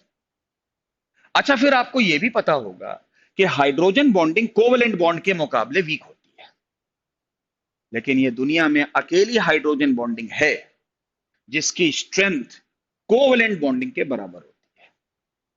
तो ऐसा क्वेश्चन कभी IIT में आया था, मुझे याद तो नहीं आता कभी मेडिकल में आया हो, लेकिन आ सकता है कि ऐसा कौन सी हाइड्रोजन बॉन्डिंग है और किस कंपाउंड में है जिसकी स्ट्रेंथ उसके कोवेलेंट बॉन्डिंग के बराबर है। एक ही कंपाउंड है, वो कंपाउंड बुरी तरह से याद रखना, KHF2। वो तो चूंकि HF पढ़ा रहा था इसलिए याद आ गया। तो ये बात मैं केमिकल बॉन्डिंग में बताता, अभी बता दिया, क्या फर्क पड़ता है। ठीक, बोलो समझ में आया बेटा? सर मेल्टिंग पॉइंट का हाई कैसे हुआ? मेल्टिंग पॉइंट है, मेल्टिंग पॉइंट हाई कैसे हुआ किसका? HF में हाइड्रोजन बॉन्डिंग नहीं है बेटा,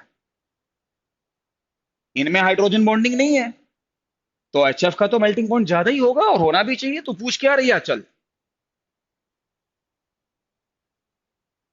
अपने क्वेश्चन को बेटा रिपीट करो। आचल क्या पूछ रहे हो?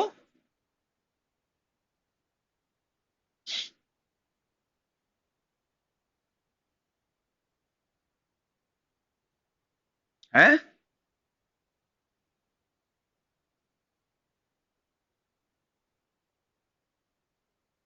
पूरा P ब्लॉक कर लोगे मेडिकल के? आप एक काम करना ना, आप लोगों के पास स्टडी मटेरियल तो होता ही है, या एलन का आपके पास स्टडी मटेरियल होता ही है, उसमें सारे मेडिकल लेवल के क्वेश्चन दिए हैं। पूरा P ब्लॉक आज करो, पूरा P ब्लॉक करो। करो, क्या दिक्कत है? कल डाउट ले लेंगे, कल तो जल्दी खत्म हो जाएगा चैप्टर, कल डाउट ले लेंगे। अगर कोई डाउट हो तो आज शाम तक भेज देना, ठीक है? हाँ, HI का तो HI का ज्यादा नहीं होगा बेटा। अब देखो देखो, HI का जो है ना, ये फैक्ट है। कहां गया? ये फैक्ट है, ये कह रही HI और HF में इसका वॉन्डर वॉल ज्यादा, इसमें हाइड्रोजन बॉन्डिंग ज्यादा है। अब कई बार वॉन्डर वॉल फोर्स इतना ज्यादा हो जाता है कि वो हाइड्रोजन बॉन्डिंग को क्रॉस कर जाता है, और कई बार हाइड्रोजन बॉन्डिंग ही लीड कर जाती है। जैसे यहां देखो, अगर मैं बॉइलिंग पॉइंट देखूं तो बॉइलिंग पॉइंट में हम क्या देख रहे हैं? HI का मेल्टिंग बॉइलिंग पॉइंट ज्यादा है, लेकिन उससे भी ज्यादा ये है, उससे भी ज्यादा ये। क्यों? बॉइलिंग में, मतलब बॉइलिंग में क्या हो देख रहा है? बॉइलिंग में HF ज्यादा हो गया और मेल्टिंग में HI ज्यादा हो गया। तो ये फैक्ट है, ये डेटा है। कई बार वॉन्डरवॉल फोर्स, भाई हाइड्रोजन बॉन्डिंग अपनी जगह पे है, लेकिन वॉन्डरवॉल फोर्स तो मॉलिक्यूलर मास पे डिपेंड करता है। तो ऐसा भी तो मॉलिक्यूलर मास इतना ज्यादा आ सकता है कि वो किससे ज्यादा हो जाए? किससे ज्यादा हो जाए? आपका उसे क्या बोलते हैं, हाइड्रोजन बॉन्डिंग से। और कई बार नहीं भी हो पाता है। तो डेटा है, इसीलिए तो कहते हैं डाटा को पढ़ो और इन्हीं डाटा से आप क्वेश्चन फ्रेम कर लो। यानी अब आगे याद रखोगे, HF का मेल्टिंग पॉइंट HI से तो कम रहता है, लेकिन बॉइलिंग पॉइंट ज्यादा होता है। तो अगर क्वेश्चन आ गया, ऐसे आ गया, जहां पे सारी PhD धरी की धरी रह जाती है, HF HCl HBr HI में सबसे ज्यादा बॉइलिंग पॉइंट किसका है? सबसे ज्यादा बॉइलिंग पॉइंट किसका है? तो बॉइलिंग पॉइंट तो सबसे ज्यादा HF का है, और मेल्टिंग पॉइंट सबसे ज्यादा किसका है? HI का है। तो इसमें PhD नहीं, ये डेटा है। तो इन डाटा को अच्छी तरीके से पढ़कर 193 और 222 मत याद करो, उसमें जो तुम्हें इरेगुलरिटी लगे वो याद करो, और वही काम आएगी। और इतना ही पढ़ो, इसी से क्वेश्चन आना है। इसीलिए तो कह रहे हैं आपसे कि डाटा को आपको पढ़ना है। Which of the oxy acid of the sulphur has the oxygen oxygen linkage? बेटा पूजा, इसको तो पढ़ा रखा है रिडॉक्स में। ये सल्फर का ऑक्सी एसिड है जिसको हम कहते हैं कैरो एसिड, एक होता है H2H2O8 जिसको हम कहते हैं मार्शल एसिड, याद करो। तो जो मार्शल एसिड होते थे इनमें सब में पेरोक्साइड लिंकेज होता था, जो पढ़ा रखा है। खैर चलो, आपने पूछा इसलिए मैंने जवाब दे दिया आपको, समझे। इसमें कोई रॉकेट साइंस नहीं है। जो बच्चा जितना पढ़ लेगा और जितना एनालाइज कर लेगा उतनी कामयाब है। समझाने वाली चीज तो मैं समझा ही रहा हूं। चलो, हो गई बात, हाँ ना में जवाब दो, बाकी ये चैप्टर कल खत्म हो जाएगा। ठीक है, बोलो।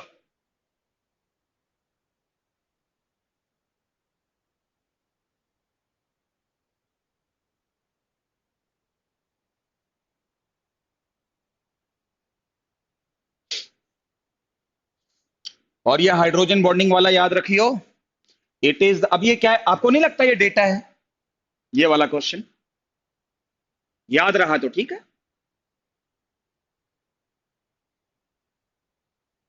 तो वही बात मैं आपसे कह रहा हूं, है ना। मैंने कहा नहीं ये डेटा है, उसी तरीके से डेटा आपको याद रखना पड़ेगा। हाँ, इसीलिए एनसीईआरटी को सामने गीता की तरह मानते हो, सामने रख लो। इसमें जो लिखा है वही पढ़ेंगे, इसके अलावा कुछ नहीं पढ़ेंगे, और क्वेश्चन करेंगे। क्वेश्चन पे जोर मैं खूब देता हूं। चलिए, हो गई बात। तो मैं बच्चों से रिक्वेस्ट करूंगा, कल मैं आपकी पी ब्लॉक की डाउट्स लूंगा,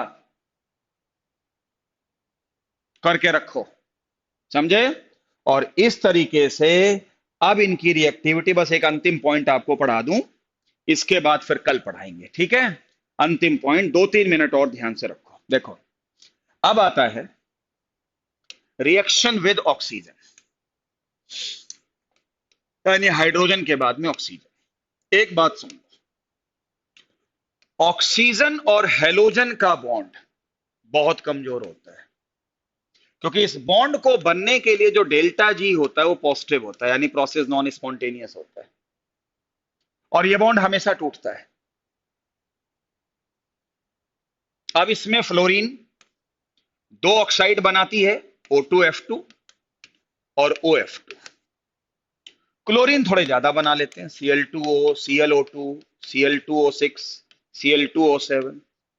फिर ब्रोमीन भी बनाते होंगे, ये लिखा हुआ है, लिखा है ना, Cl2O, ClO2, Cl2O6, ये भी है।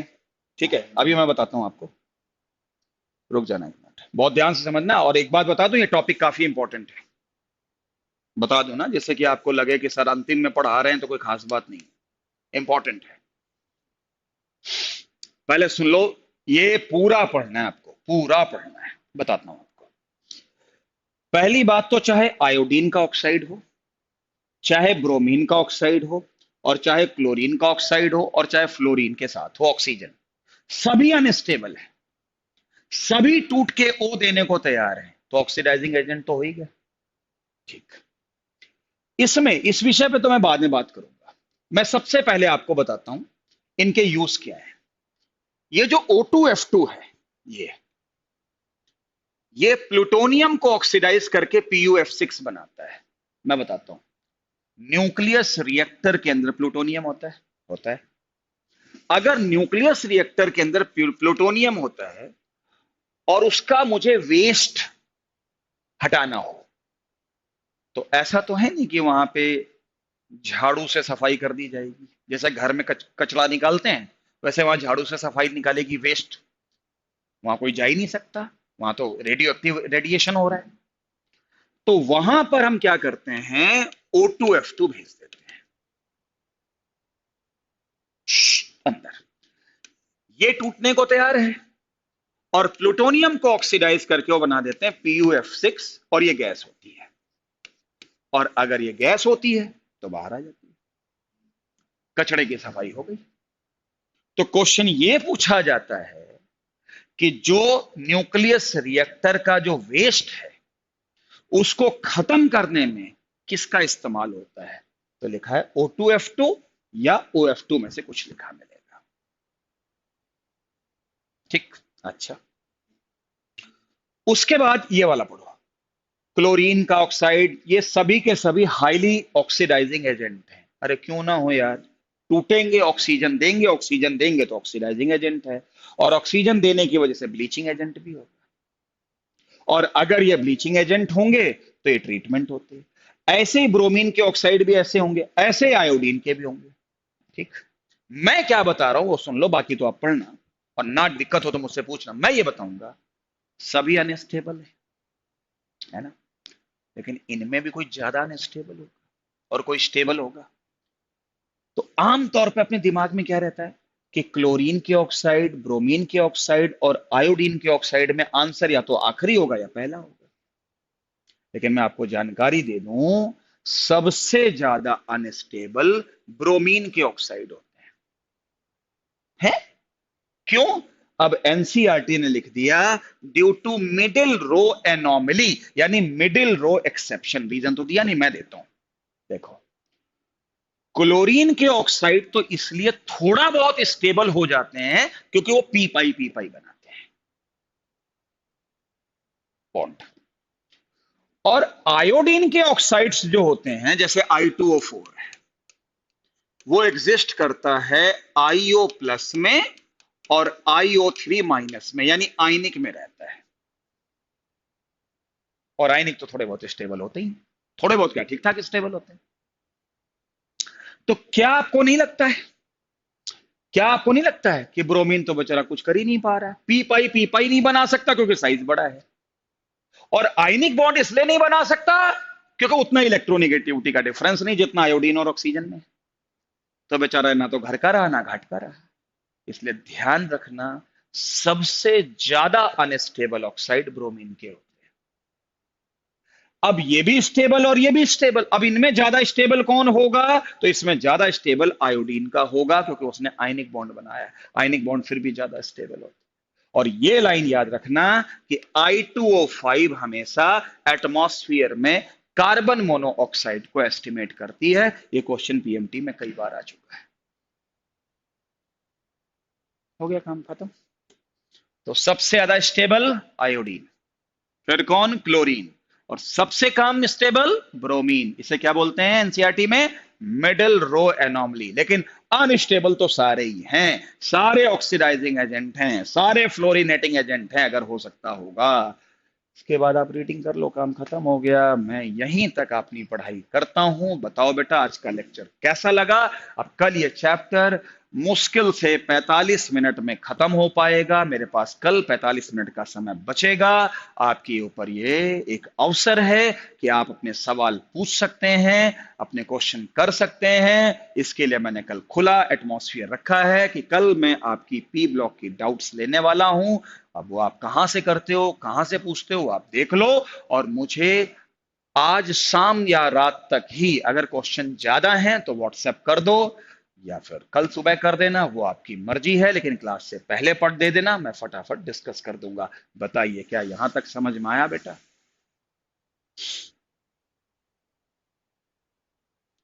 अच्छा, कल टेस्ट है आपका?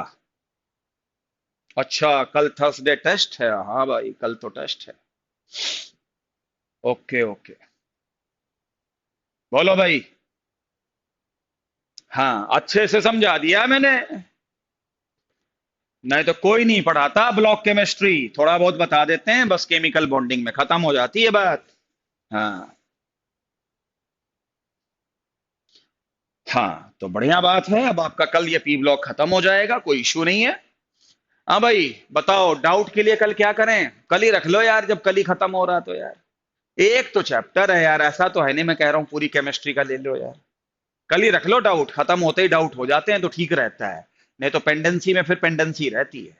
हाँ, बोलो भाई।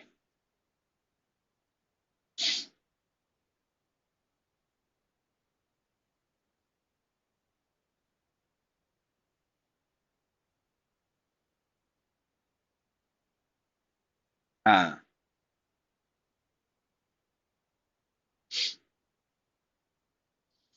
बेटा, कल ही रख ले टेस्ट। हैं? ऐसा तो है नहीं कि कोई 10 चैप्टर का टेस्ट ले रहा हूं, हैं? कल ही ले लो। कल चैप्टर 45 मिनट में क्या करूंगा फिर मैं? 45 मिनट के बाद क्लास छोड़, अच्छा मजा नहीं आता उसी दिन दूसरा चैप्टर शुरू करने में ना, एक फीलिंग नहीं आती यार। मतलब नया दिन नया चैप्टर तो समझ में आता है। ठीक है, हाँ तो कल ले लेते हैं आपकी डाउट। आज शाम तक मेरे पास फाइल बना के भेज दो, अगर ज्यादा है तो, और सिंपल एक आध है तो कल सुबह भेज देना, वो आप देख लेना, वो आपके ऊपर है। ठीक है, कल मिलेंगे। और अगर कल क्लास फिजिक्स की हो गई तो फिर तो फिजिक्स की होगी, लेकिन उसकी उम्मीद ना के बराबर है। हम पूछ लेंगे आपके पास में। और कल मेरी क्लास 9:15 बजे नहीं होती, 9:30 बजे ही होती है। ठीक है भाई।